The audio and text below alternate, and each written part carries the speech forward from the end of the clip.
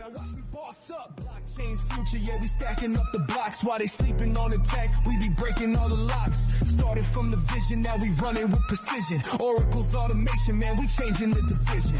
Multi-VM flex, ain't no stopping the ignition. Cross-chain communication, now we breaking competition. By the way, I just want to say that Sander is the only one that looks great in that promo picture. Okay, I know, right? I look incredibly awful. What the hell is going on there, Andrea? I think you're getting DM after this. Yeah, I think Andrea just had a vendetta against us, man. Like, you know. I mean, you know, Lord. You gotta highlight our boy, man, our boy. Yes, so, she did do that. She put him on a pedestal, and that's what we wanted to do. Well done. Yeah. Good work. Sup, everybody. Welcome to episode 33 of the Sup, where we share all things Supra ecosystem, what's going down in and around Supra. We have today with us the man himself, the co-founder of Hello Labs. They are the big team behind Killer Whales TV. That's probably their famous, what would you call that? Like their famous work, but it's not all they do. Sander, welcome to the show, man. It's great to have you back with us. Yeah, James, Chase, thank you very much, guys. I'm really looking forward to this. I'm looking forward to hear about what Supra is doing, and I'm also really excited to tell you a little bit more about what we're doing together on Killer Whales. Yeah, man, really excited to hear it. Yeah, absolutely. Thanks so much for taking the time out of your day. We didn't know this before we got on the show, but Sander's actually moving right now, and he took time out of his moving schedule to come and hang out with us for an hour or so. So again, thank you for taking the time out of your day, my man. See, look at him. He's talking to one of his family members right now saying, hey, I got some stuff. Like, people are carrying around over there. Doing stuff, everything. Like, dude, I love it. Well, thank you so much, man. There. And do this. Exactly.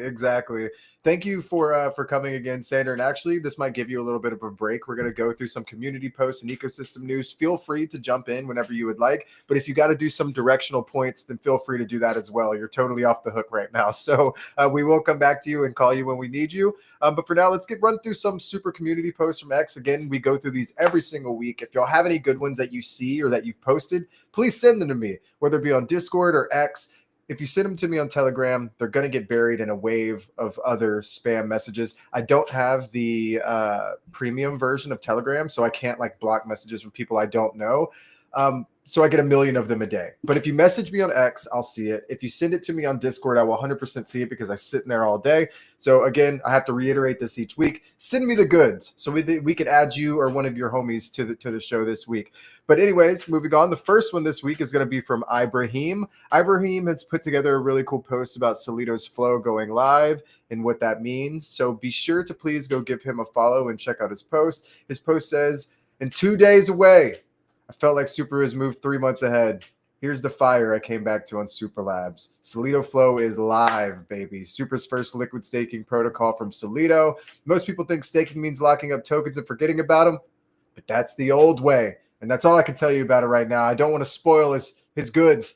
So go look at his post. Go read his post and go show him some love. Give him a follow. Give him a like and a little comment under. And by the way, let him know that you came from the sup. Drop a sup underneath his post to let him know that you came from your boys here on the sup. Yeah, good idea. Actually, it's a really good idea. Also, shout out to our viewers. Always love having you guys with us. Thank you. Big shout out to Metasol. Metasol actually a project on Supra, so good to have you guys watching. Ticker Crypto Newcomer. Hey, wait, hold on. Before you go any further, when can we get Metasol on the sup? Yeah, that's a good question, man. Metasol, send the DM. Send us a DM if you want to get on the sup. If you are building on Supra, come holler at your boys. Let's get you on here. Yeah, just watch out. Our DMs will literally go nuts.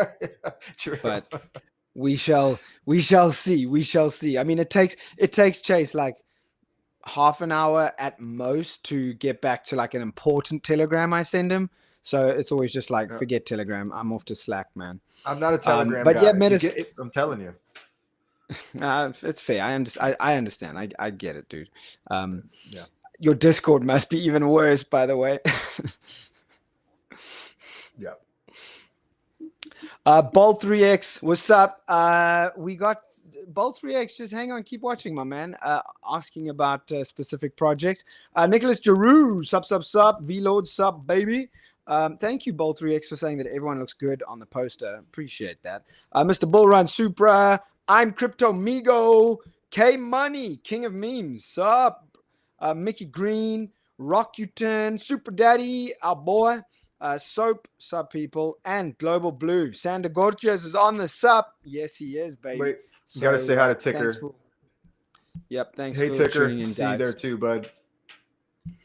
Now, the next community post that I want to show you guys is from Move Inside. I love that username, by the way. Of course, Supra was the third live Move VM layer 1 right after Sui and Aptos.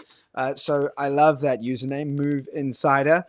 So obviously they're going to know everything going down with Supra. And what they did was they put out a post that basically just laid out all the primary features that make the community and you guys so excited about Supra. They went through Supra's full vertical integration, AI agents, which have already started to roll out on Supra. Of course, AutoFi, which is getting huge traction in the industry. Everyone talking about Supra's AutoFi and a whole lot more. It's all there. Make sure you go give them a follow. Move Insider. Thank you for the shout out. Absolutely. I love it. Actually, I have not seen him on my feed before. Yeah, me neither.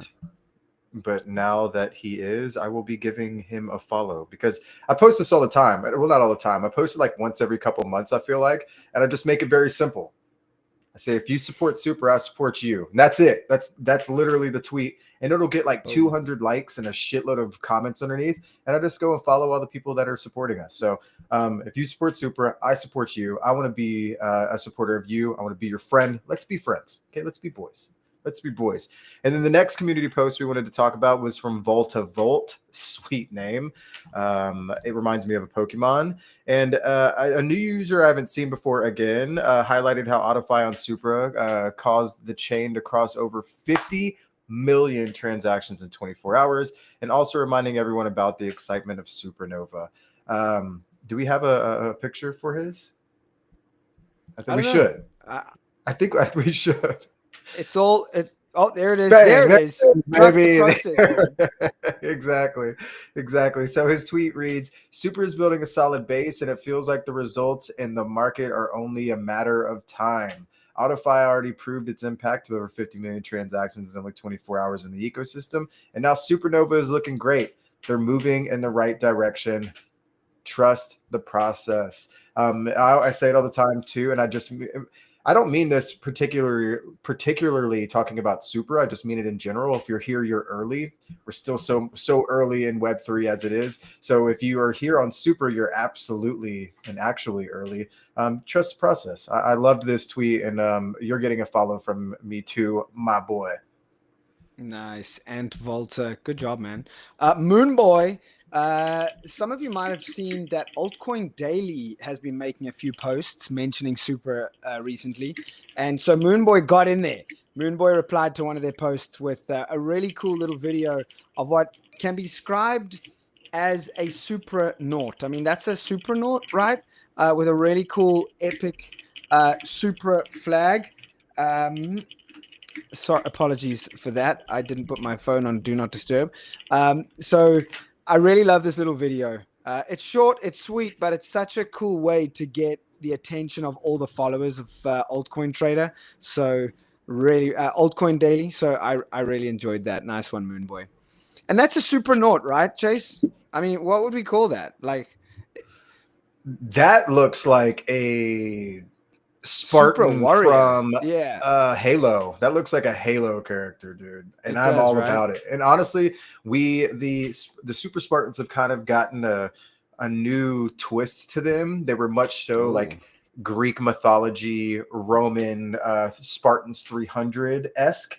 And now I don't know if we've like actually showed it, so I'm probably leaking a little bit here, but they kind of look like these more Halo themed Spartans, more advanced space themed in the future type of vibe. So I like it a lot more. And yeah, love that post. Always say I was super big. So that's a Spartan then. We can call that a Spartan, sure. In Okay. a very nice coat. In a very nice Cool. coat.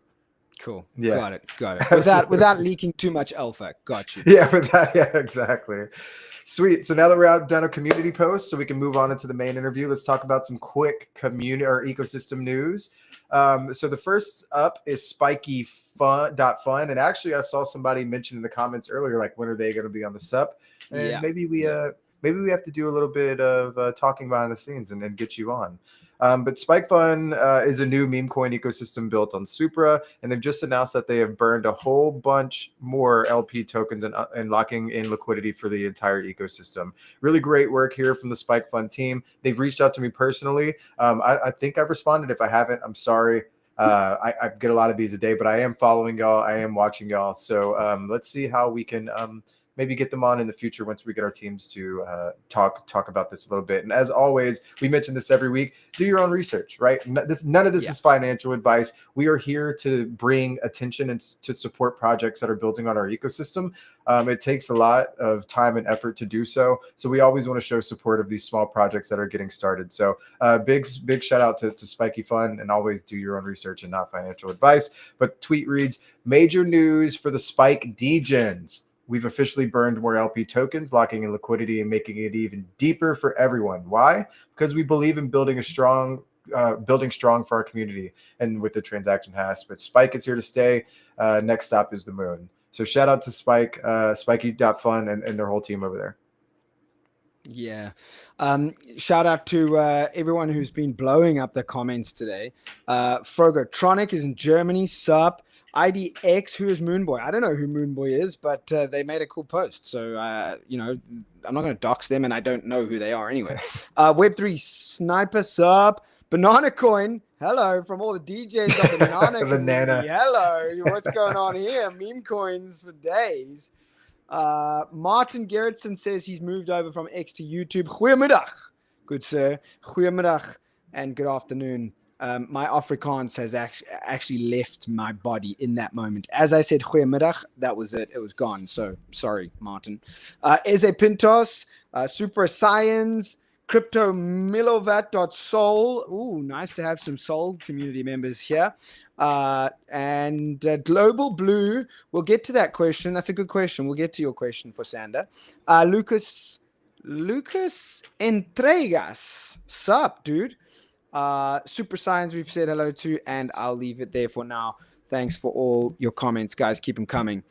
Next up in the ecosystem, what's going down? Ribbit Wallet. They've just announced a new points rewards program for users within their app. So if you are using Ribbit Wallet, you can now earn their new points called Grass.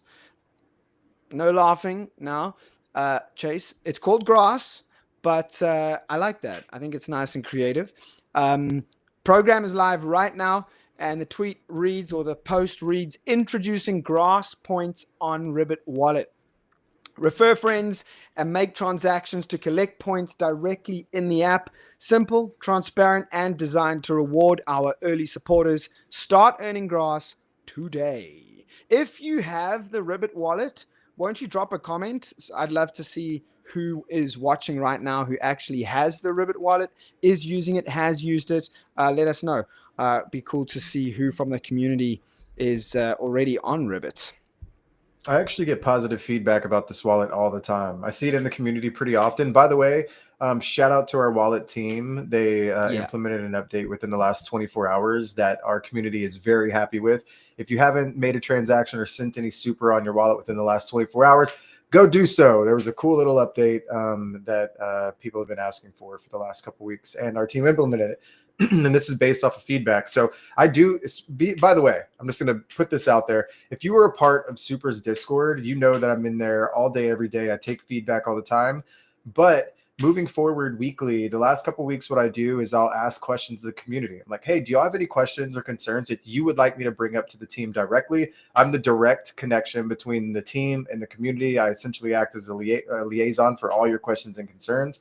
If you ever have anything that you would like me to approach the team with and get an answer for, please let me know. You can tag me in Discord. It's probably the easiest way to get a hold of me immediately. You can also tag me on X. I'll see it there as well. But come in the Discord, get into one of our channels, say, hey, Chase, I have a question I would like you to bring up to the team, whatever it may be. I will add it to our document and our team will go over it. We want to be as transparent and ask these questions as much as possible. And once we do get all these questions from you, the goal is to turn these into forum and Reddit posts and just put these out weekly or bi-weekly or monthly. I forget how we're going to do them. I don't think we've kind of landed on a direct consistency yet, but what we want to do is have these community updates to where you can just go in and see who's asked what, because we want to mention the community members that have asked it, and then what the question is. And we want to be completely transparent on everything. So our first one will be coming out this week. I'm just cleaning up the text and transcript from a couple of days ago, and then I will get that out for y'all. So sorry to go off on a little bit of tangent there, but I did want to mention that we love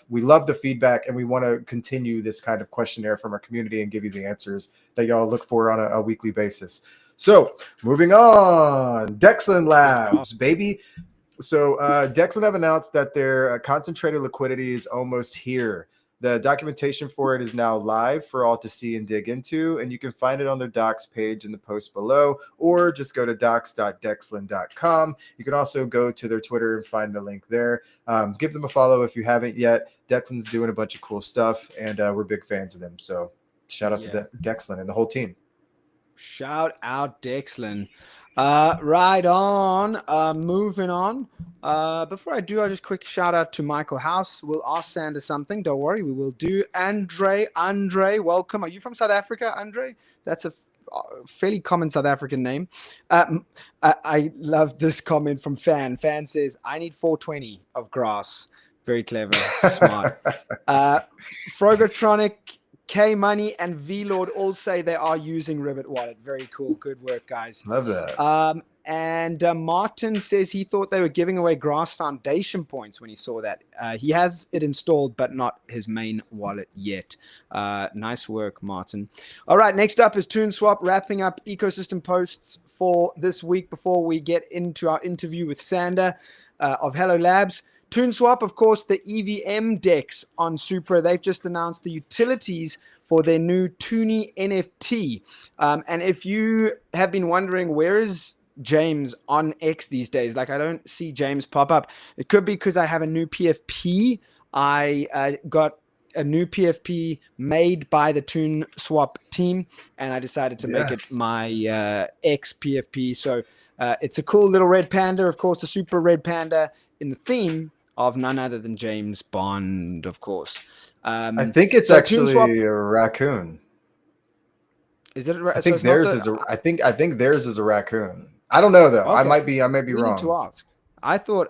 What do you say? Striped tail. Well, look at the stripes. The thing here. Here you go. I'm a raccoon guy. I'm from South Texas. We got raccoons. They have a striped tail. They have a striped tail. Napoon, what do you say, by the way, in the backstage there? Okay, so I mean that looks like a red panda to me, bro. Raccoon. He says raccoons. Okay. I'm outvoted. Whatever. Either way, I have one too. I should. Where's my? Yes. Oh, Super Daddy. Yes, it's a raccoon. Okay. Okay. Fine. I got one too. I actually, you know what? Shout out. I'll change my. I think I've been rocking the Zenex PFP for a little bit because I love Mickey. I love everything that they're doing over there. But you know what? I'm gonna rock the ToonSwap Chase honorary. Sweet. So yeah, ToonSwap have announced that if you have their Toonie NFT, there are a whole bunch of utilities that come with owning one of those Toonies. So you get the following privileges. If you own a Toonie, you'll be able to hold to earn Supra only in phase 1. So this is an early and limited edition opportunity. If you want to hold to earn Supra, you can do that with your Toonie. You can stake the NFT and earn Toon as well, the utility token of ToonSwap. If you hold the NFT, you'll get whitelisted on ToonPad. That's their launch pad. You'll get a free pass on Toon Arcade. You will also be able to vote on a whole bunch of different things happening within the ToonSwap ecosystem, the ToonSwap protocol. So it gives you voting privileges, and you will even earn profit sharing in Supra and Toon. That is what owning a toonie will get for you. Pretty cool, and that's what you know NFTs is all about. It's about utility, in my opinion, and it's great to see ToonSwap integrating that into their toonie NFTs. So nice work, boys. And even before the NFT project is launched, because let's be real, most NFT projects, when you launch an NFT project, their immediate goal is to sell out this NFT project. Most NFT projects, well, I'm not going to say most, but a lot of NFT projects going into this saying, well, we don't know if we're going to sell out. So there's not a lot of thought besides the art going into this NFT project. Then you have the NFT project and it's like, oh shit, now we have to give them something. Okay, well, what are we going to do for utility? And you start picking up all these pieces and now the utility starts rolling out. But I love when NFT projects give you like what's coming beforehand, because you know what you're investing in. A lot of the time when you're getting involved in NFT projects, you don't know what's next. Am I just buying a profile picture? What is the creator going to do with the money? Are we doing anything after this? And not saying that all NFT projects do have to have a long-term goal. I don't think all of them have to. I think some can just be art projects, and that's totally fine. But when you have projects like Toonie and ToonSwap putting out NFT projects and they're letting you know the utility before, I think it's easier to buy one of these. Again, never financial advice. Do your own research. Just an NFT guy and speaking my opinion on NFT projects. It's nice to know like there is a plan before you even get into the project. So shout out to ToonSwap, the team over there. Do your research and mint a Toonie if it's your vibe. Yeah. Super Daddy's saying it might be a red panda now. No, he's not saying that. He said, "What kind of panda has a tail like that, James?" And then he says, "Well, I guess the red panda." Well, I does. guess the red panda does. So, yeah, that's what I mean. You know what? I'll ask. I'll ask. We'll ask him. I'll ask our insider at ToonSwap. I'll find out what he says. But Napoon's already saying it's a raccoon, so I lose. I lose. He said it again. I love it. Well, awesome. I think now that's the end of the ecosystem news. So now it's time for the goods, the party, the fun, the meat and the potatoes of the episode, where we really get to know Sander. And we've had him on here before, but maybe some of our newer users have not. Maybe they weren't a part of the first episode. Well, welcome if this is your first time, and we are happy to have you. Thank you for coming. We do this weekly, by the way. James, what episode number is it? Episode 33. 33 weeks in a row, baby. Okay? 33 weeks in a row. I mean, pretty incredible. We started this on a whim, and it's increased weekly. We get more people that I haven't seen in the comments every single week. And I get people asking, like, I'm excited for the SUP. Hey, can we talk about this on the SUP? And this is what the SUP is. It's a weekly live stream that we have people from or with our ecosystem and coming and just talking about Supra, talking about things that are going on within the ecosystem as a whole, and also about Supra at large. So thank you for everybody being here. Thank you for Sander taking that time out of the day. James, you're looking great. Thank you for being here as well. And now it's time to party. And James, I think you said something about the color codes changing here, so I didn't know if this was going to be you going. You first. Can kick it off. No, that was Let's a go, baby. Script glitch. Okay. Script glitch. You can kick it off, but Again. I do want to mention before you get into the first question for Sander. And sorry, Sander, we're taking our time here. Apologies, it's time to get to you. But what I'm going to do is there are a lot of questions for Sander. This is actually amazing. This is so far the most user questions we've had. What I'm going to do is I'm going to collate them during the show. I'm going to line them up before we get into the hot seat. Okay, so I'm going to keep bringing your questions, guys. If you have any questions for Sander about Hello Labs, Killer Whales, KOLs, whatever it may be, content creation, post them in the comments, post them in the chat, and then I will get them ready for the end of the show. So I wanted to mention that. Chase, back to you, sir. Love it. Love it. Yeah, absolutely. Please get the questions, and we'll try to flow through this so that we do have time for them. Again, Sander's moving. We're not going to keep him too much longer than the hour lot that we took from him. So we'll keep it moving right here. Sander, again, thank you again for joining us. But let's start with everything you've been up to in the last few weeks. Like I mentioned prior to starting the episode, last time I saw you IRL in real life was in New York, Brooklyn for Permissionless. Wonderful to see you as always. I think I've seen you 3 times in person now, whether it be in Denver or Salt Lake City or Brooklyn. Always a pleasure. But let's start with Killer Whales Season 2. I believe shooting has just finished, or where are we at there? Oh, well, first of all, thank you very much for the big words and the nice introduction. So no, we're very happy to be able to work closely together with Supra on some of these items, of course. Yeah, where can I start? I guess it all started back in like 2022 when we said, how do we bring cryptos to the masses? And the only way we could think of is by building a television show and put it on the biggest streamers of the world. And we released season 1 early 2024, and we had a lot of success. We also had a lot of feedback. So when we started recording season 2 in the summer last year, we actually looked into it and said, hey, we need to make it bigger, better, and bolder. And that means that we need to have more streaming distribution, more eyeballs on this, because we want to show the entire world what cool innovation is being built in Web3, and the television show is the way to do it, we believe. It needs to be bigger, so more whales, more high-profile KOLs, more VCs, more captains of industry, giving the feedback to the people at home, but also adding in a voiceover. So a very well-known crypto KOL is now educating people whilst the project chat to the whales about what is being told about. What is all being said, and what's the blockchain basically, right? So that's that easy question.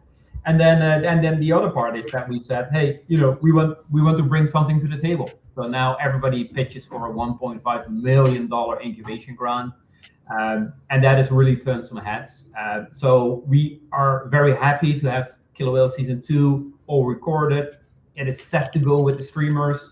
But we're going to do something very special in the coming weeks, and we'll probably cover that a little bit more. Awesome. And just to touch on that a little bit more, can you give us some insight onto how many projects were funded and what viewers can expect in season 2?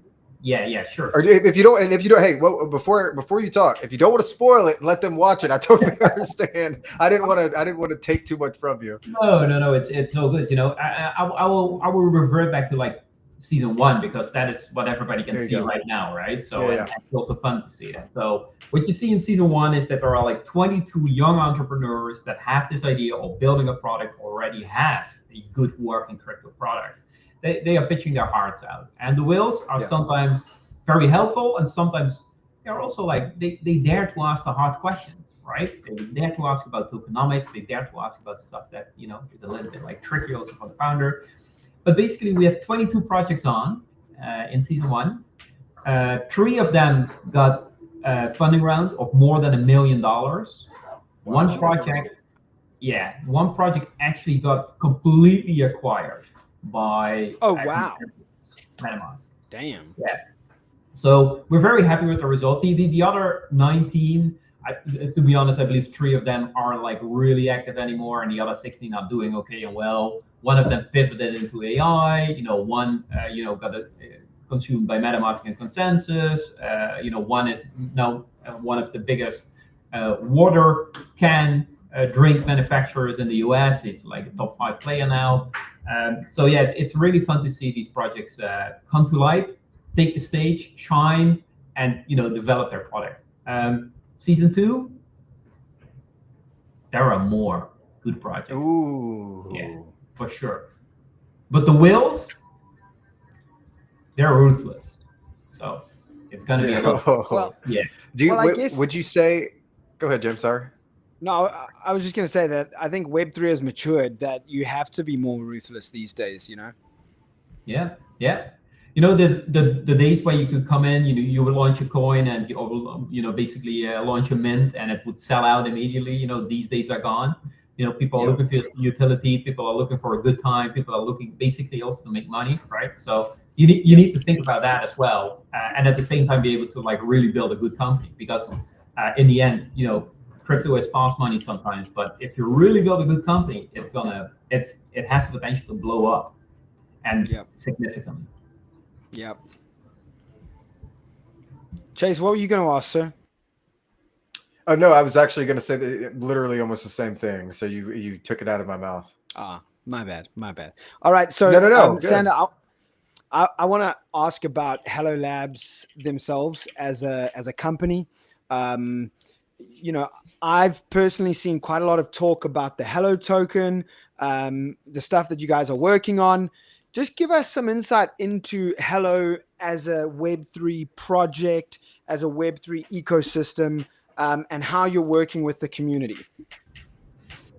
Yeah, that's a great question, because a lot of people only know us from the television show. But in the background, we've basically been doing 3 strategic things. So one is the television show is a flagship product. Everybody knows that. The biggest KOLs are attached. And the token has been around for a while. And the token has done really well and really poorly. And the really well part is really easy identifiable, right? We have a television show. People like Altcoin Daily, Mariana Fall, Rand Neuner, Cryptos R Us, they're all promoting this heavily in the moments in time that the show is out there. The moments where the coin actually did bad is when you don't always have that marketing power, but you also need utility, and that's what we've been developing the last year. So we've been really looking and zooming into like, okay, we have this television show. There are a lot of projects that want to work with us. We have a lot of different media channels. Most people don't even know it because we don't brand them Hello Labs, but we have YouTube channels, podcasts, etc., etc. And we're really good at storytelling. So we started working together with L1 foundations, bringing in their projects that they are like, hey, this is a really good technical project. Maybe they have a couple of listings already sorted out. They have, a VC backing them, but they're bad at telling their story. So we said, okay, let's build that media arm. So that is one thing. So a part of all of the revenue is streaming into the Hello token. So we're going to do buybacks, burns, etc., etc. That is still not token utility, right? It's nice to have. It's a Web2 company, buying and selling some tokens. So we said we need to take the next step. And what we've done is we said we want to create an entertaining and beneficial ecosystem for Web3 founders, meme coin hunters, token generators, whatever you want to be. So we said, what if we create a utility system where people stake their token? Basically, let's build a hyperliquid combined with a CDFI and what is the best way to say it? So it's hyperliquid, CDFI, and then a Uniswap. So what we've done basically is we completely revamped. We said, okay, let's deploy a prediction market, a staking pool, a DeFi pool, but also a DEX, all in one solution. And the whole idea is that from any revenue that we're making, and we all know that Polymarket is making a lot of revenue, we can see how much money Hyperliquid is making. I have a strong opinion on that. And we're putting that together in one pool, and we're just going to say 50% of all the revenue to the person that is actually bringing in the project or the LP or the trading or whatever. The other 50%, 10% goes to Hello. The other 40% is used to buy Hello tokens from the market and burn them. And the other 25% is going to a rewards pool for people that are staking Hello and supporting us very actively. Wow. So yeah, we've been very busy, and we're at the merge of launching this. So even now, I'm texting with one of the devs to get the final tests in. Come on, the guy's texting. That's some devs. really cool tokenomics. He's moving. The guy's moving. He's texting devs. He's getting shit going, and then he's sitting on here at the sup, just talking to a couple bozos. Thank you, man. Insane. We really do appreciate the time. It really is crazy. Crazy. So now, of course, we brought you on because your incredible experience, not only in Web3, which is very apparent and obvious, but also your work with some of the biggest KOLs in the space, right? And Web3 as a whole, you've worked with so many. So firstly, how important are KOLs in the Web3 industry? And I know this is a very, you're either on one side or not topic. Some people love KOLs and influencers, and some people are like, oh, if you need KOLs or influencers, then you don't have a good product. But so where do you stand on this? It's not easy to answer, but I think you can break it down really easily. Web3, in the end, Web3 is culture, and we create culture together. And there are a couple of louder voices and a couple of less loud voices. And I do think that you need to have the right KOLs talking about the product because they like it and they think that there is an upside. And in the end, KOLs, they also in it to make a little bit of money. So they are also searching the market for new developments, great ideas, really high value potential projects. So whenever we work with them, they really look into these projects, and that's what defines also a good KOL for me. Not somebody that you pay, I don't know, $100 to create a YouTube video, right? That's also needed because you need to have eyeballs on the project and you need to tap into different markets. But I will say the market has changed considerably since the last bull run, especially the last war. 2017 was also a little bit like that, but 2021 was definitely, KOL driven. So I think nowadays there is a combination between KOL, good media, so great storytelling. That's what you need as well. And then the latter thing is liquidity. At this moment in time, liquidity is very important in the market. So anywhere where you combine these three into one solution, that's where I think and I see where the biggest added value comes for a project. Now, this question is almost personal for me because I guess it's like a debate that I have in my mind sometimes. I'd love to know if you think that KOLs in general are a net positive or a net negative in the industry, because obviously, they can have a lot of influence, but if they are negative towards a project or an ecosystem or whatever it is, that can affect an entire group of people all around the world. But then, of course, the positives are easy to see.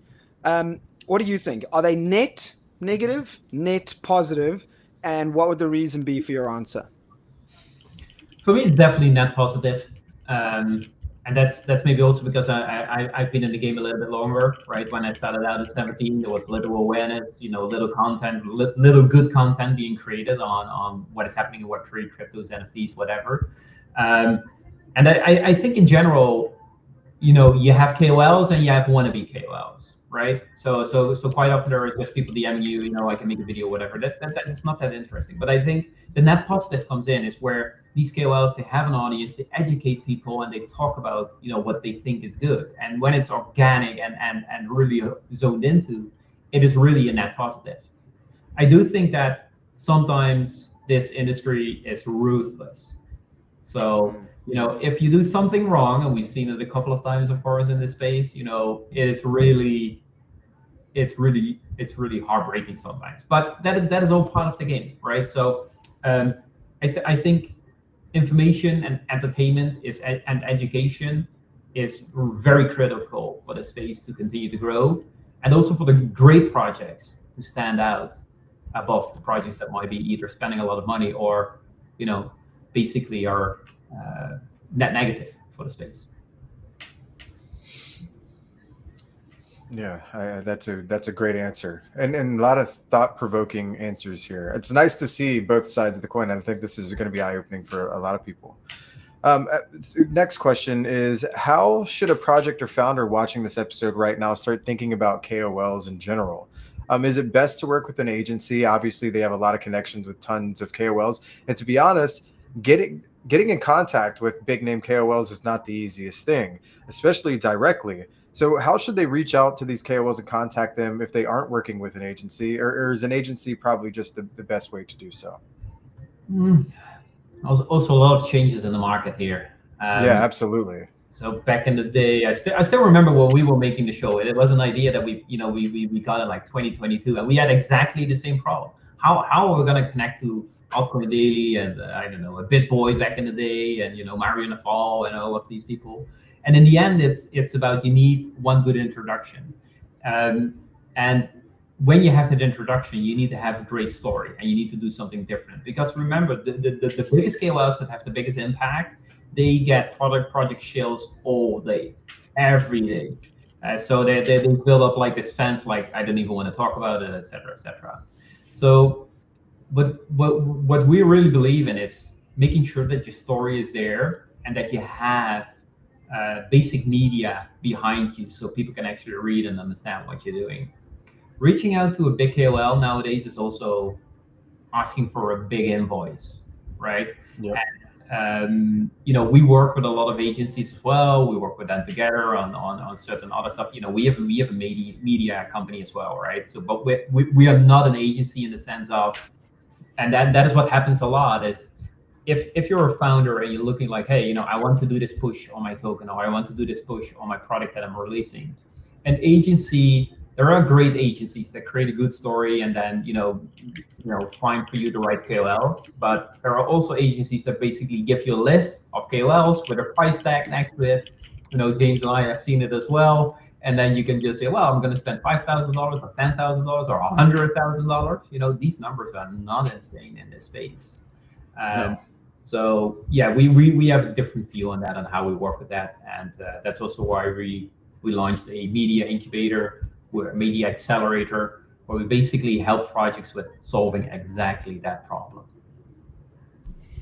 What about finding KOLs? Like as a project, as you say, you mentioned now that you and I have worked together in Supra's ecosystem to find the right KOLs that can support Supra. But what advice can you give projects now that are looking to find KOLs that really make a difference? These are KOLs that aren't gaming their numbers. I mean, we got Crypto Rico watching. I don't know if you're still watching Crypto Rico, but an up-and-coming KOL who's made some videos for Supra. Great guy. Thanks for watching, man. But that's a guy who's not gaming his numbers. He's just being straight. These are the views I get. They're not the biggest numbers in the world, but they will get you some influence. And that's what you want. You want real guys who have authentic numbers. How do projects find those kind of KOLs? Yeah, that's a great question. So it always starts with the question, which KOLs are you watching yourself, right? So okay. What KOLs did influence you on your journey? Because that is legitimacy, right? That is why you believe these guys, you learn from them, and you start making the quest. What we typically also do is we start looking at a couple of different sources. So we start asking our community exactly the same question: which KOLs do you watch? And why do you watch them, etc., etc. So we get an identifiable list. That also helps with international KOL selection, by the way. So that's a great way to get international. But then really think about, if you're a DeFi project, make sure that you have a couple of DeFi people talking about you, because in the end, what you do with these KOLs is two things. So one, they help you create the narrative and the messaging, and the second thing is they have an audience that is able to invest or make use of the solution that you are building, and they will give you genuine feedback, whether it's good or not, or how you should pitch it differently, etc., etc. So pick the KOLs that fit, of course, with your target audience. And then, nowadays there are a lot of tools, right? So you can log into Kaido, you can log into PP3, there's protocols, there are a lot of different ways to find KOLs that might mix and match with you. And of course, there's always the solution to just go to an agency, talk to an agency, talk to them about who they've been working with, what are the KOLs that actually deliver results that are easy to work with, and also, ask more questions. Don't just ask them, hey, can we do a tweet? No. Are they willing to read what we're trying to tell? Are they willing to understand what we're building? Do they do more than just a tweet, right? Let's go back to Rico. I'm not sure if you see it, right? When we work with Rico, we brief him. He comes up with a script. We go back to him and say, hey, you need to change this and this. Then he records the video. And then when he really likes it, he just starts adding like tweets and thread posts and like shorts. And that is what you're searching for. You're searching for a collaboration. You're not searching for a transaction. So go find KOLs that you watch and you're like, hey, this is a great guy. You really deep dived into it, and I can explore it. And I think that's the fact checking that you need to do as a founder.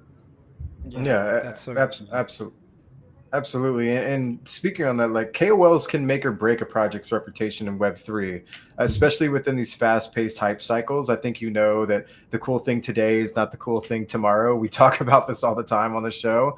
What's one trend you're seeing now in how KOLs engage with DeFi or real-world asset projects that could redefine a project's growth strategy? Wow, that's a great question. Oh my God. So what I think that you see is that, we've had a very long Bitcoin season, right? We've had a very long. Yeah, very long. Yeah, and for me, I was like, oh, it's gonna end, and then it would just go on for another 6 months, right? So what you've seen is that a lot of these KOLs now actually help you educate on more advanced strategies, right? So where at the beginning it was like, hey, let's talk about this project. They're building this and this and this, and this is a great founder, and this is a great story. Now they're talking about how do you actually make yield on it? How do you earn money from this? What is cool? How is this differentiating? Why is this a new niche? Why is this something that nobody's understanding yet, but you should be in this? And I think, that's a really valuable asset that comes to it when you find the right KOLs, at least. I think that answers your question, right, Chase? Yeah, I think that's a great answer. Yeah. I'd say so. I'd say so. Yeah. I'm looking at my script here. I'm going, oh man, we've got so much to get through, and I know you're in the middle of moving. So I'm just trying to figure out if I want to move forward with this. Okay, I'm going to do it anyway because it's worth mentioning as well. I'm not sure if this is you personally or if this is Hello Labs, and if you're allowed to answer this, but as a Punk 1834, a Punk 1834 holder. Obviously, that's huge. Those that aren't in Web3 to own a Punk, one of the OG NFT projects, is massive. You guys have seen KOLs drive NFT trends, and actually in today's intro, we spoke a lot about NFT projects. Actually, I'd love to know Hello Labs' NFT and gaming offerings. How are you leveraging KOLs to create real world utility, if you are at all? Something like exclusive event access, reward programs. Are you guys sort of working with KOLs for and with NFTs as well to bring together and integrate real world utility? Well, so yes, we do it. So for example, our project originated as a gaming project, right? So we came. I didn't know that. We came out with the original name of the company was Doge Dash. So this was a gamified project. We branded it the Super Mario Crypto. Really nice Doge dog. And we launched an NFT collection. And basically what we said is, you play the game, you can multiply your coins, but if you have a certain NFT, you actually have special powers. You have an additional life, you have some, vulnerability type of levels. You can jump higher, and we released that back in 2021 and 2022. And we just mentioned that, there are a lot of NFT projects out there. They just launch a token or an NFT, and then it's cool and it's culture, right? And a lot of the bigger NFT collections, they have thrived on that mechanism. So, for us, what we do see is, we work together with, I don't know, if it's Pudgy Penguin, Bored Ape, CyberCons, the guys are working on collabs all the time. And basically what we try to do there is see, okay, if there, for example, is an NFT collection out there, it's looking like, hey, can we add utility to that? We have a couple of different programs or different incubatees or different types of projects that we can really help these projects add some utility. And I think it takes a little bit of work and a little bit of dedication to actually build something that people can use. For us, it was very easy. Build a game, allow the NFT holders to have special benefits, have their own skins, whatever they want to do. We released a second game as well where they had a 3D character. So it's a lot of fun, and they are actually making Hello tokens still today. It's like 4 years later. They're still making tokens every day. So that's so cool. Yeah. Speaking of Pudgy and just utility and real world asset, to utility, did you see that Pudgy Penguins is now sponsoring a NASCAR? Insane, right? At Darlington. So I know this is, and NASCAR is like an American thing, and I'm not even in NASCAR. It's not my thing. But NASCAR in the United States is massive, huge. In NASCAR, Pudgy Penguins is sponsoring a full NASCAR team. Steinhaus is the team name at Darlington. I think it's a race this weekend. So there will legitimately be a Pudgy Penguins NFT NASCAR driving in this race, and the I think the purses of these races are like multi-million dollars. This is a huge deal. To see a Pudgy Penguin on top of one of these NASCARs is totally incredible. Right? So I had to say shout out to Luca, by the way. I mean, this guy took that project from nothing and literally skyrocketed into the top tier NFT project over Bored Ape, and I will say that they're doing more than Bored Ape is over Bored Ape. Wow, that's huge. Yeah, I mean, legitimately, if we're going to be talking real world assets, Pudgy is numero uno in the NFT space, and they're not going anywhere. Shout out to everybody over there, and I had to bring that up when you brought up Luke, or when you brought up Pudgy, because I mean that's incredible, dude. Well, and I also think that one of the biggest things, right? So Bored Ape Yacht Club and Yuga Labs was first with that, right? They were great at storytelling. You know, Mhm. it was the story, it was gaming, you know, what's the other side? It was you could mint this and you could mint that, and then you get a mutant, and then you get this. But Pudgy set a new standard. Their Yep. storytelling, the story of Pudgy and penguins and Pangu now, and the cool thing is they're actually taking a Web2 approach, but they have this Web3 core asset, and now they're building the entire ecosystem.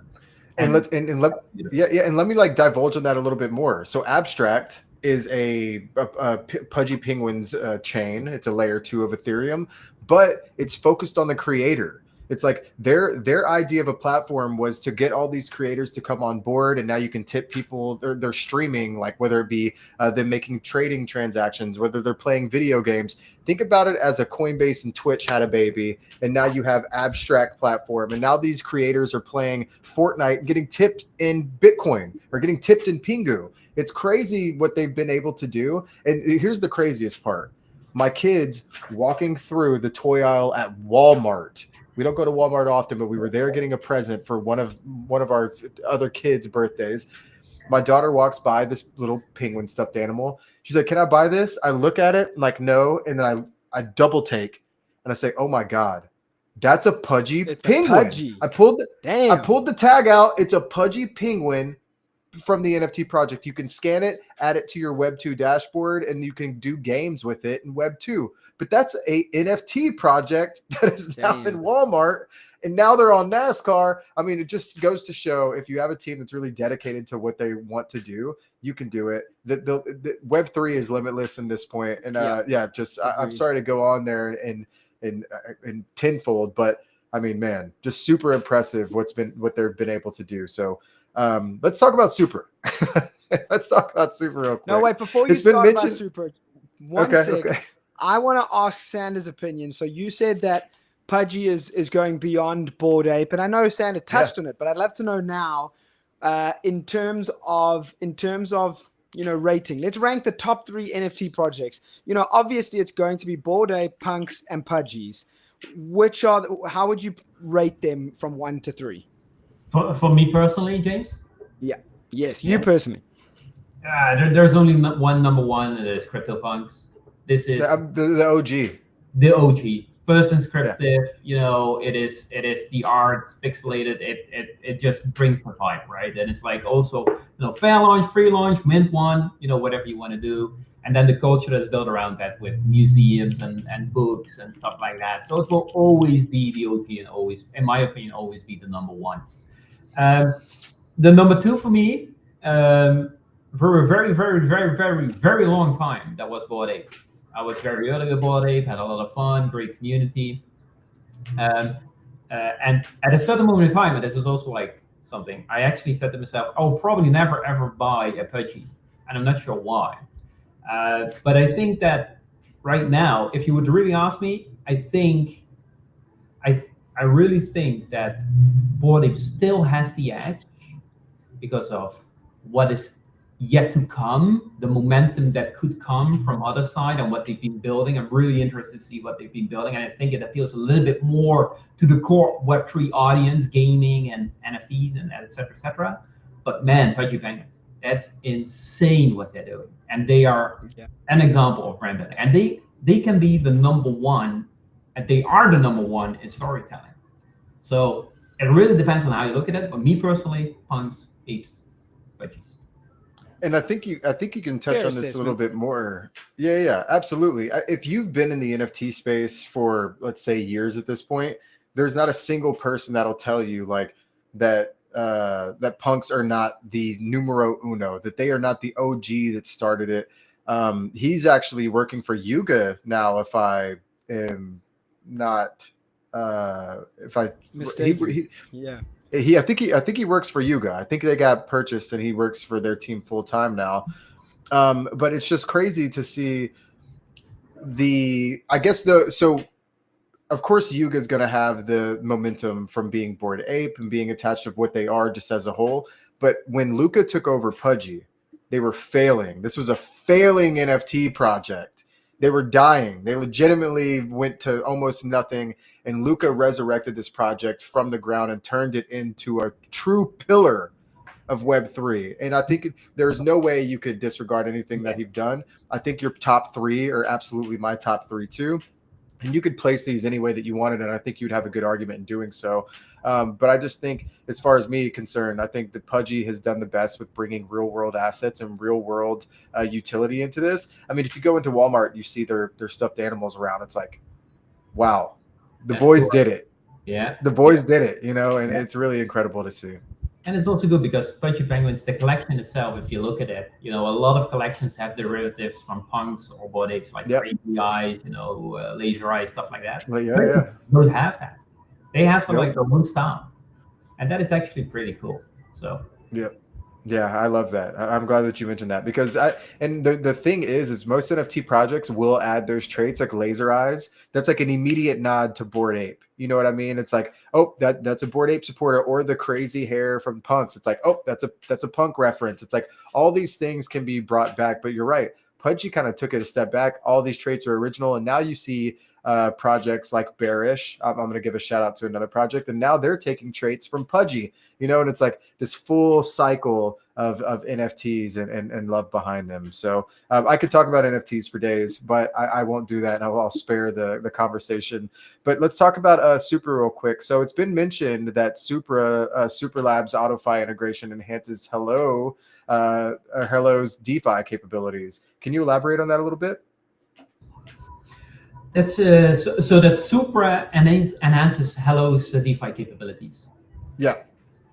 So this is actually something that we're still like very heavily discussing with John and Josh. We're very interested in bringing a lot of the tech and the utility into Supra that we're building with Hello. We're at the point where we're ready to start building this and can deploy in a couple of weeks. But we are already working with Supra a lot on KOLs, so on the show. Yeah. And we're also working with some of the Supra ecosystem projects on giving them a better spotlight and making sure that more people learn about this, because I think that is incredibly important. I'm also an early fan of Supra. I'm a big fan of Josh and John. I'm a big fan of the team. And what I think is that very important. And the funny thing is, when I talk to the ecosystem projects, they say the same. It's about time that the ecosystem projects themselves, build this profile and go out and talk about what they're doing. Because when we're doing that, we are indirectly, but actually directly pushing Supra as well. So we're working with a couple of projects on that, but we are very destined to bring all of the Hello token economy into the Supra ecosystem. Maybe build on a container, maybe not, but let's see. We definitely want to do something innovative and something really cool together. Yeah, mentioning containers, I love it. The man knows exactly what's going down.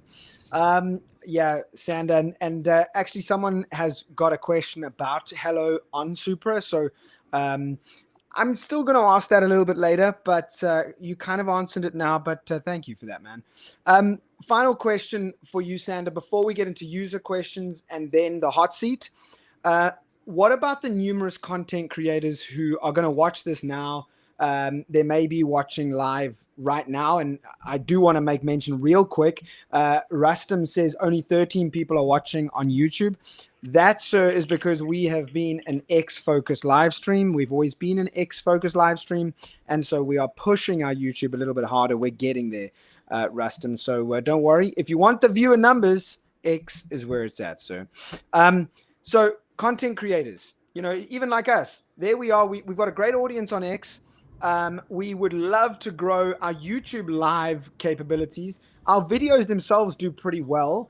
Post a video within a week, it's getting over a couple of thousand views, which is always great. But what about some advice for these creators? How can someone start their journey becoming a KOL? What would you say to them? I think 3 words. It's passion. So, if you have passion for something, you want to learn everything about it, and you make sure that you're up to date all the time, then learn how to tell a story, learn how to translate that passion into a story, and how you explain, with easy takeaways and stuff that you really want to highlight. And if it's your passion to talk about technology, talk about your technology. If it's your passion to talk about pudgy penguins, start creating content around pudgy penguins. It doesn't matter, right? It's passion, do storytelling, and be consistent. That's the most important thing. If you're a KOL, you need to be consistent. You need to create content every day, or every set moment in the week, so that your audience understands, hey, this is the moment in time I can watch this content from my favorite creator, and I can just learn something new. So I think and if you have all three, like passion and consistency, and be able to tell a story, then it's also easy, and it makes a lot of sense. And I think that's also what, for example, when we work with KOLs, that's what appeals us to KOLs. We would rather work with a smaller KOL that actually has passion for what he or she does, than work with a big KOL that basically you're one of many, and you should talk about what, you should really think about if it's add value. So talk about what you like, guys. It's very easy. Yeah, I think you said it really well earlier when you said I think you said, when you reach out to some of these KOLs you love, you're going to be getting a large invoice in return. It's like, they don't give a shit about you. They're not really, a lot of these guys are not that interested in you. It's like, you are more so a paycheck. So when you do have KOLs that are actually interested in you, and I think you mentioned it earlier, it's like, yeah, you develop relationships with KOLs, you tell them kind of what's going on, and then they start making their own content and like showing why they're bullish about it and why they're excited. It's not just like okay, hey, I'm going to give you one Twitter post, I'm going to give you a post on Reddit, I'm going to respond or retweet something you post, and then that's it. It's like, and then that's the end of the road. I probably won't be invested in you whatsoever. And that is very hard to tell if it's real or not a lot of the times. Obviously, I think people have gotten a little bit smarter in these days, but to have KOLs that actually give a damn is a huge deal. So yes, I love hearing that. And so I know you're getting a little bit, we're over on time now. So let's get into a couple community questions that we had come through. The first one is from Michael House. It says, ask Sander about the amazing upcoming Hello Decks. What is it all about? Yeah, it's something really special. I'm really stoked about it. So like a year ago, I was looking at like all the ecosystem. And I was like, and I've been investing into a lot of projects, right? And what I see happening all the time is that a project launches, they do this also in price, and then they go down. And that's quite often because either, the promise has not been kept, or there is selling pressure, or, a lot of different things, right? And people struggle with KOLs, people struggle with marketing. So I was looking at this ecosystem, and I was like, the big problem is that these founders, they don't have a go-to platform where they actually make money. And with the Hello Decks, what we've basically built is we've built something like Hyperliquid. Just think about Hyperliquid. Hyperliquid is exposing how much money the exchanges are making, because Hyperliquid is the first one that puts it on chain, and Hyperliquid is this in comparison to the rest. Awesome. Yeah. So our idea was, let's build a DEX where everybody can go. You deploy your token LP, whether you're a founder, you just created a token, or you're a whale and you want to have a little bit of like additional yield on your tokens. Like, people did with a Trump token, right? When it came out, a lot of people bought it, created LPs, and then made a lot of money from the fees. So we basically said, let's build that Hyperliquid model, let's build that Uniswap model, but we give back at least 50% of the trading fees. And the numbers are insane. We've been testing it over the weekend, only with our own token, and we've made like $1,500 on $100,000 volume. And when I see this, guys, it's like all this time these exchanges have been taking this home. And all this time, even us, we could have used that money to build the product. We could have marketed the product. Huge, yeah. Maybe we would have all driven Lambos. I don't know, right? But there is definitely a lot there. So we said, let's build this. We've built this. We are at this moment in time. I told you I was talking to the devs. We're deploying this at this moment in time on BNB, ETH, and Base. People can go there. They can deploy a token. They can stake some tokens in Hello. They get, so the people that actually deploy or launch a token get 50% of the trading rewards. The other 50% goes into the Hello token holders, or we buy and burn some Hello tokens. We ourselves make 10%, but we give a cut back to people that trade the token, because that's important as well. And we develop it further. And so it is the first DEX that really brings back money and exposure to everybody that's actually building a product or has a big bag of a coin and wants to benefit from, trading volume. And you can put it on Uniswap for nothing, and you can put it on HelloDex, and you make it's probably an insane API. I didn't even make the calculations, but it's really crazy. And then, and then on top of that, we've built this whole platform with like prediction markets, a television show that's coming out in 2 to 3 weeks. We're gonna drop Killer Whales season 2, so we discussed it today. So prediction market, Killer Whales television show. We are incubating projects. There is a launch pad. We're doing token airdrops. We've built a Kaito model, so we have about 100 KOLs working for projects that work with us that actually fulfill tasks. And if you're part of the Hello community, by the way, you can also get a piece of that pie as well. So there are a lot of things moving, but the DEX, I really think it's a game changer for a lot of projects and especially founders. That's huge. Come on. Yeah, that's huge. So you're so busy. The next question is a real simple one. Global Blue wants to know, did you move back to Holland? No, actually not. We were in Holland for the summer, but we moved to Dubai a while back. And we're still good here. Sometimes a little bit too hot, but yeah, I'm definitely a Dutch girl. A bit too hot. Yeah, dude, I've seen the videos. You are too hot, brother. Okay, yeah. I live in Houston, Texas, where it's 95 degrees Fahrenheit for like 8 months out of the year. I don't know what that is in Celsius. I'm sorry, I'm an uncultured American, but that's very, very hot. And then we also have 100% humidity at all times because we're close to the ocean. So it's a nightmare here. So I understand hot weather, but even I would be like a little bit uncomfortable in Dubai. So hey, I just stay inside, I guess. I don't know what to tell you. That's it, brother. June, July, August, it's just like stay in the air conditioning. Like, dude, yeah, no thanks. Just like, but the rest of the year, it's beautiful. It's good weather. You can go outside. But hey, I sit behind my desk like 12 hours a day, so I don't need to. Yeah, exactly. Well, moving on to the next question from Sheikh Musa. Seeing that Supra is a chain, should we hope to see Hello on Supra as it is on Sol, BNB, and ETH? We should. Oh, there you go. Simple. Yeah. Right. I love it. There you go. Easy answer. Sander, how much time do you have? So we booked you for an hour. Can we get through the hot seat questions, or do you need to? Yeah, these are quick. Yeah, mate, go ahead. I'm looking at my wife right now. Yeah, it's still a good vision, so we can continue. Okay, all right. Well, the good thing about the hot seat is it questions, that face? It's not the red panda face? Like it's this one, her sitting across the road. The good thing about the hot seat questions is we make these quick, just like as quick responses as possible, and then we move on to the next one. Cool. So you can do this as well.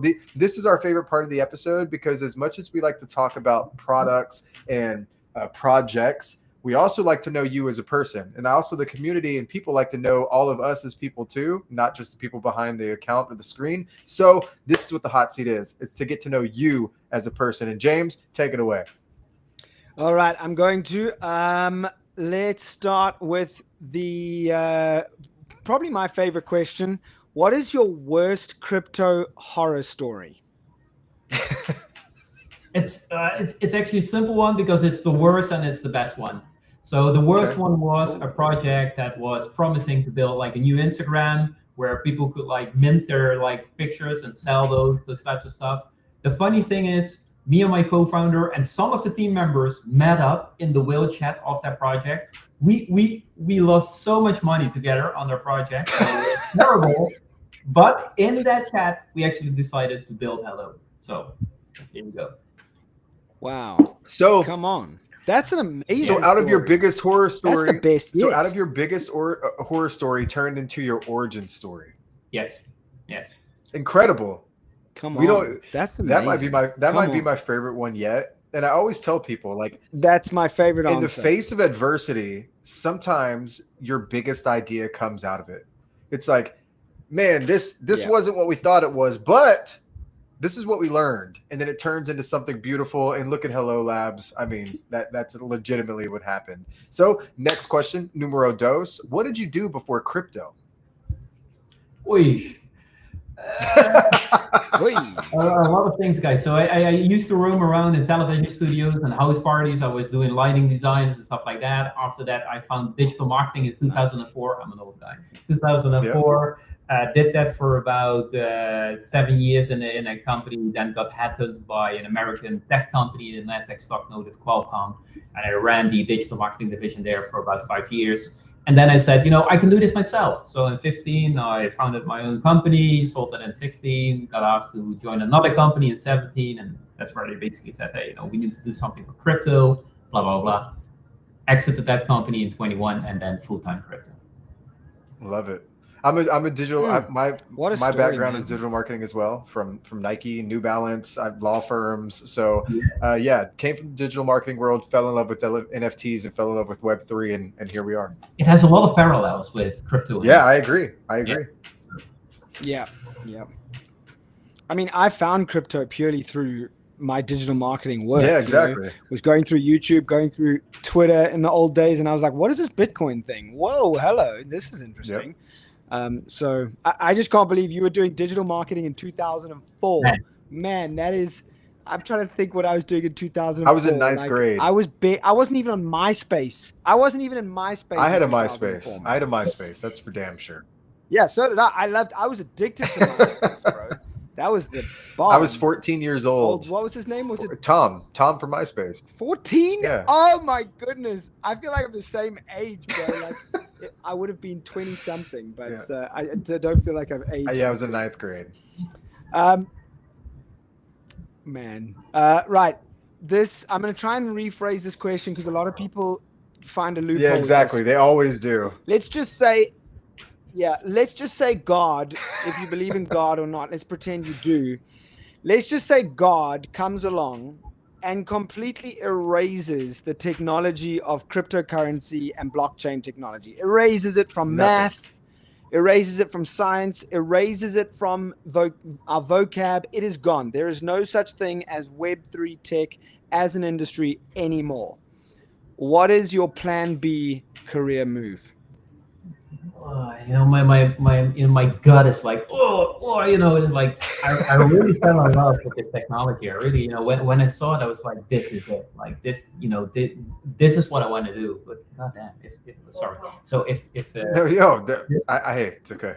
Yeah. Actually, I always joke to my wife, like when I really make it and I never need to work again, I'm gonna be a construction worker.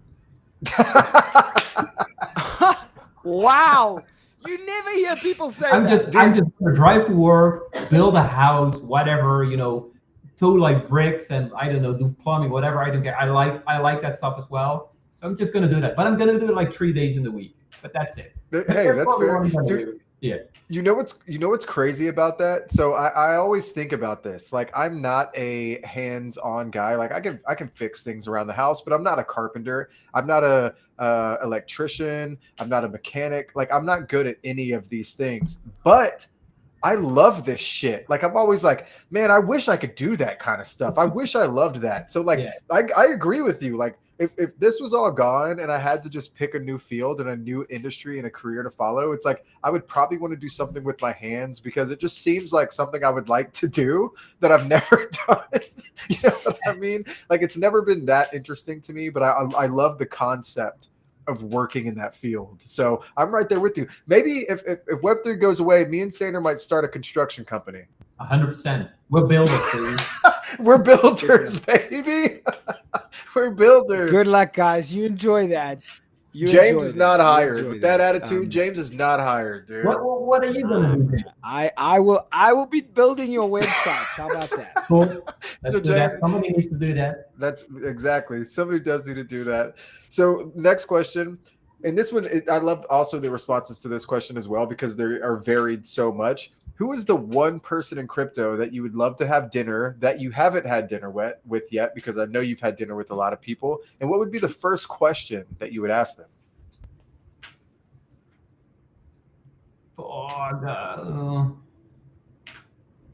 Look at the Rolodex going. He's thinking about it. Oh yeah, he's like, oh, I'll just go through my list of contacts that I've got. I'm like, oh man, and I'm doubting between like BitBoy and Sandeep. BitBoy, oh my gosh. So I actually spoke to BitBoy a couple of times, like, and the guy's like, it's a good guy, but you never know which version you're gonna get. So, I agree. I totally agree. I met him at ETH Denver, or wait, I'm sorry, at Permissionless in Salt Lake City one year. And sometimes it's the sweetest guy, very bright, and sometimes he just like flicks. So I'm not sure, but probably it would be SBF, and just ask him like, did you know all along? Because come on, guy, it's like Yeah. That would be actually that's a great one. I would love to sit down with that guy. 100%. Hey, man. Now that the cat's out of the bag, the monkey's out the bottle, dude. You don't have to lie anymore. Tell me what happened. Yeah. I really think because the industry was a little bit different like 4, 5, 6 years. Absolutely, right? Yes. And things just like exploded. Like dude. Like an average NFT marketplace could be like $1 billion with like 50 million in the LP. Like insane. And that probably happened to them as well. So yeah. I mean, I agree. think we all knew a bubble was going to pop. That's such a good answer. I think we all knew a bubble was going to pop when we saw Tom Brady on FTX commercials. You know what I mean? It's like, holy shit. Things are getting crazy. It was the Super Bowl. The Super Bowl commercials were the warning flags, the warning Sell signs, now. Sell now. And we didn't. We were like, SBF is leading us into the promised land. One other big red flag that I saw from my experience was like at a certain moment in time I was working with a project and they said to me like, do you know that one invested like $5 million into this project, like actually never claimed their tokens? Oh. Whoa, that is such a big insight because they're so rich, they've made so much money, they're like, I don't even need to claim my that was my moment, like, okay, something is really off here. It's like, top signal. Yeah. Wow. Interesting. Damn. Yeah, it doesn't matter, right? Wow. We're getting some serious inside info here. I love it. Yeah. All right. We're almost at the end. Last 2 questions. Here we go. Sander, what do we need in Web3 that we don't have today? Make sure that we can pay with the stuff. Yeah. There you go. Exactly.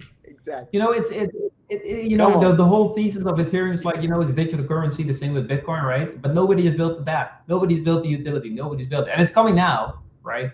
But I've been hearing this for I don't know, like 7 or 8 years now. Years. Yeah, dude. I was going to say years. and we're building all this other stuff. Please tell me there is something in season 2 where someone has pitched some kind of payments platform. Are you allowed to give out that kind of alpha? You got to watch, dude. No, wait. Always thinking. In season 1 there was one, but that failed. Okay. Well. Season 2 will have a lot of fun in it. It will have a lot of you'll have a big smile on your face the entire time because you're gonna see stuff that you're like, oh yeah, I remember this, or So with your family, they're gonna understand it now a lot better. But you're gonna have like these feelings like, oh, I was there when that happened. I know what is here. So. I love it. Right. I love it. And that's a great answer, by the way. Absolutely. And last but not least, our favorite question of every episode. And I have a timer pulled up. If you had to explain Web3 to your grandma or an elder in 10 seconds, how would you do it? And if it's not exactly 10 seconds, it's totally fine. But I am going to get it as close to 10 seconds as possible. And whenever you're ready, some people needed like a minute to like, hold on, let me like think about this for a minute, because that's a hard task. To explain Web3 in general to anybody in 10 seconds would be difficult. But let's talk about your grandma that doesn't know anything about the internet. Like that becomes very difficult. Yeah. So if you need a couple seconds to think about this, totally fine. It's our last question of the episode. Yeah. Are you good? Whenever you're ready, whenever you start talking next, I will just let it go.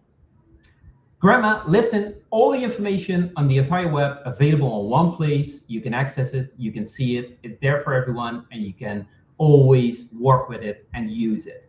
And that's the big difference. Hey, so you can see it, you can use it, you can do whatever you want with it at all times, and everybody has access to it. That's it. That's Web3. And that's what makes I think it.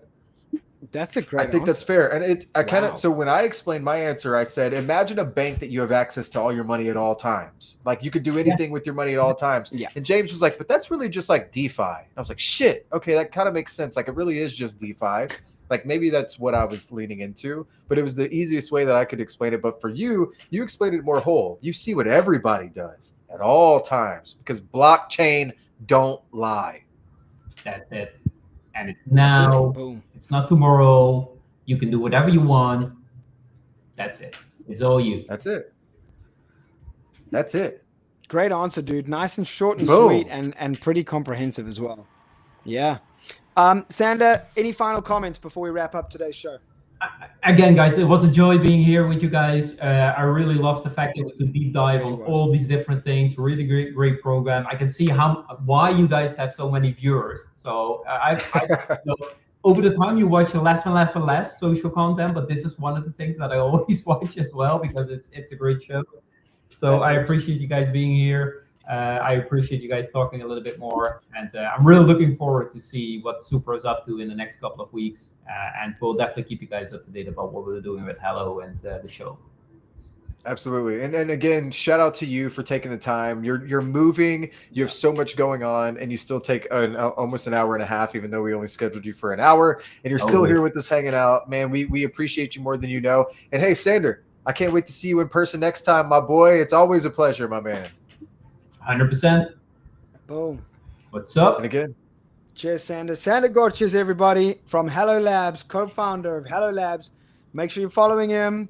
Make sure that you get ready for Killer Whales Season 2. That's it from us, myself and Chase. Sup, episode 33 is over and out. We're back next week, same time, same place. Join us then. Peace. sup, baby? Yeah. Super Labs, we taking off. No brakes, all gas. Now watch me boss up. Blockchain's future, yeah, we stacking up the blocks. While they sleeping on the tech, we be breaking all the locks.